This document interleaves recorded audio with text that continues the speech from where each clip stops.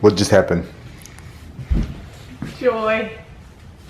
It is the first morning at home and I feel like I've just gone shopping and went wild and I've got so many clothes to choose from and you don't need to worry about making them dirty because you can just throw them in the wash.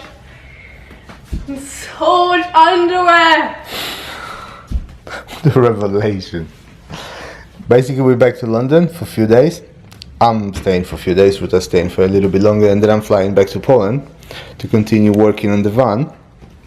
But in the meantime, we're just realizing that this whole Nomad experience and van experience is really useful because it makes us appreciate the simplest and smallest things, something that we normally take for granted.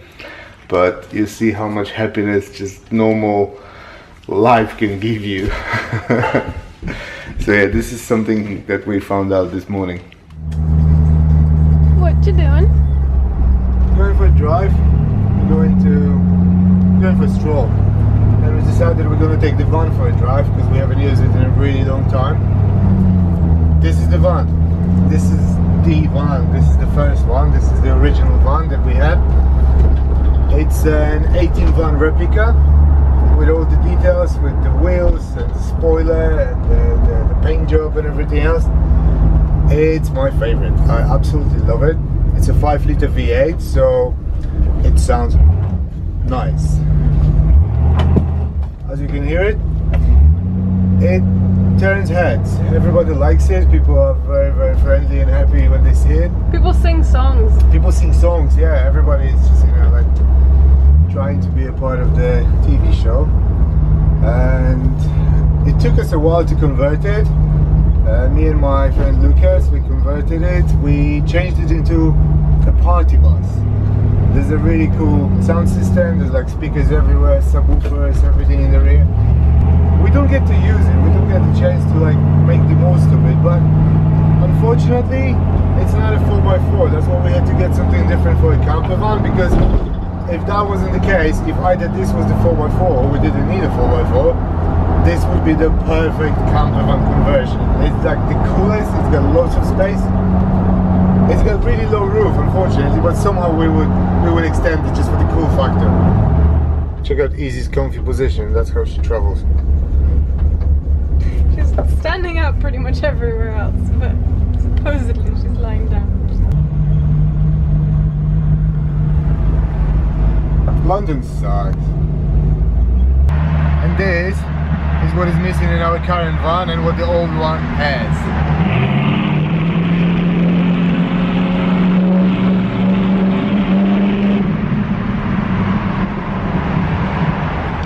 Soundtrack.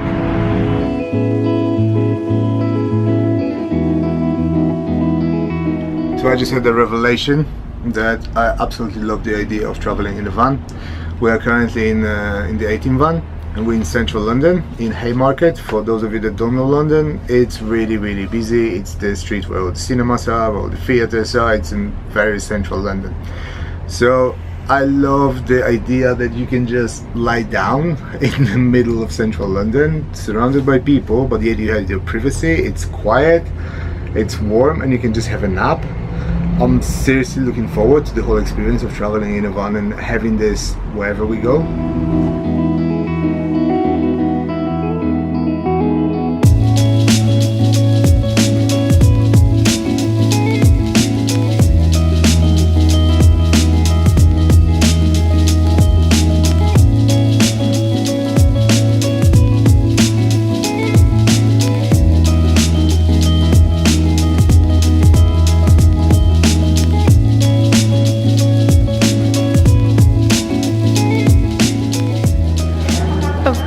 We've got our favourite ice cream places in London, and now we're going to La Gelateria, which is Art's favourite ice cream place. Really good. What did you get? Coconut. Just coconut? No, coconut and eaten mess. Coconut, I eaten thought you were mess, going to get eaten mess. and blackberry and something. And Ruta has basil and chili and Carrot cake. carrot cake. And you know what I figured out? When I was looking at the cones, there's a technique now. Because if you order in a cone, you pay exactly the same, but you get so much less because they can fit so much less in it. So you can get it in a cup and ask for a cone. Winning, winning. Did you miss London? Some of it. Did you miss Central London? Did you miss very, very busy Central London? No?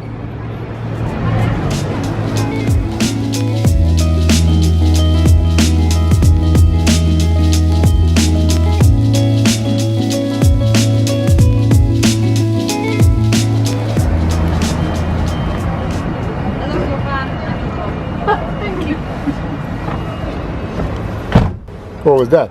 I love your van and your dog. Let's go. I'm back to Poland. I'm in the van. I collected the van from the place where they fitted the roll cage, the outside roll cage. It looks amazing, of course. It looks really, really cool. But again, I've discovered more leaks and they're really annoying.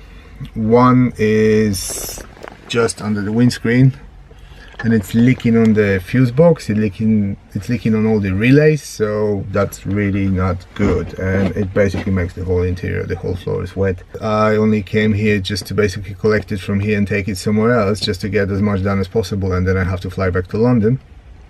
So I'll see how much I can do about it. And one thing, a leak that Ruta is really not going to be happy about, and it's raining. It's a good day to test for leaks, I guess. It looks like I'm gonna spend my first night in the van. So I'm parked in front of the factory. This is where I need to change the wheels tomorrow, so I didn't want to go anywhere else. I've got no water, no gas, electricity is working. The heating should be working, but I will try to survive without it. It's not too cold, I think it's about like 10-12 degrees. If I need to turn the heating on, if I'm getting cold, then I'll wake up, hopefully. I had to move. There was a dog and didn't shut up. It just kept barking. Now I'm much deeper in the forest. There's nothing around. I just don't really know which one is better, which one is safer. To kind of have some sort of cars and people occasionally passing you, or is it better to be literally just in the middle of nowhere? Less people stumbling upon you, but also nobody can hear you scream. So we need to learn that. But yeah, I shall try to get some sleep. Good night. I survived the night at 7 o'clock. It was alright, even without the heating. I wasn't really that cold. Look who I found! This is where Nomad sleeps when we're not using it, when it stays in Poland. It sits here by itself. As some of you might remember, the dash stopped working on the Nomad. That was a while ago. I've been using it without it, so there was no display of temperature, no display of fuel gauge, nothing like that. I need to get it out because I either need to send it to Ariel for them to fix it or replace it, or I just need to get another one because I can't go like this forever. Have a look how easy it is to work on a Nomad if you have to get something out.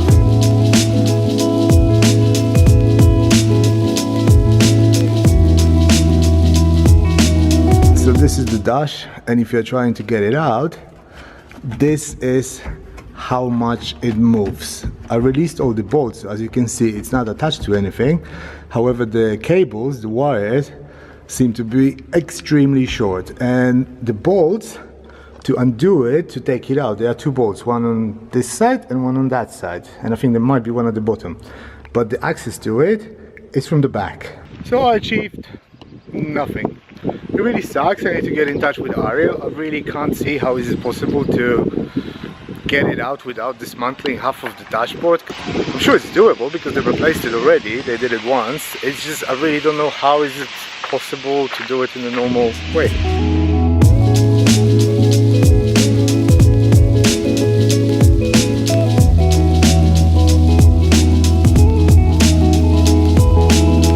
We're back to London. I'm back to London. Ruta has been here the whole time. I took the van to a car meetup. We had Cars and Cake or Cars and Coffee at Dukes of London. This is where the Ceramic Pro is, if you remember, where we took the Nomad in before. There's quite a few interesting cars around. There's lots of men wearing Porsche jackets and Martini racing jackets, despite the fact that it looks funny. But let me show you the car that one of the mechanics was working on. Look at this bad boy. It's so cool. It's got the body lift and suspension lift. It looks awesome. It's actually the height of the... I think the lift is as much as the van. It looks cool. There's been a tragedy in the family. This is Neil. Hello, Neil. Hello. Neil curbed the wheel. I know, on the way here, come and look at this. I'm expecting a massive disaster, but it's going to be a tiny scratch no, it's not. probably. It's massive. Okay, that is pretty big. It is pretty big, isn't it? That is pretty big. Pretty shit. Never mind. Neil drives an R8. The V10 is the only engine configuration I've never had, so... Here, listen to this.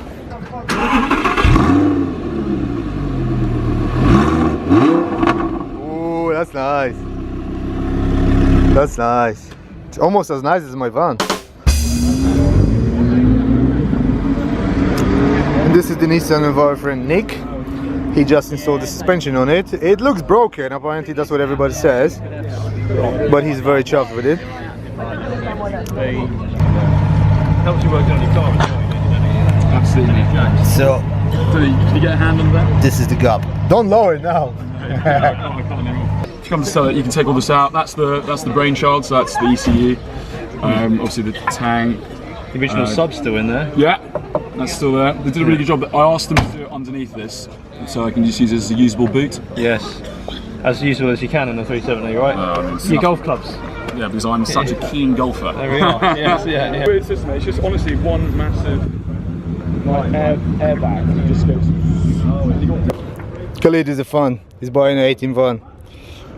You should get a van. Everyone should have a van. Yeah, I need a van for all my kids. There you go. Can you imagine arriving in this kind of stuff? Oh man.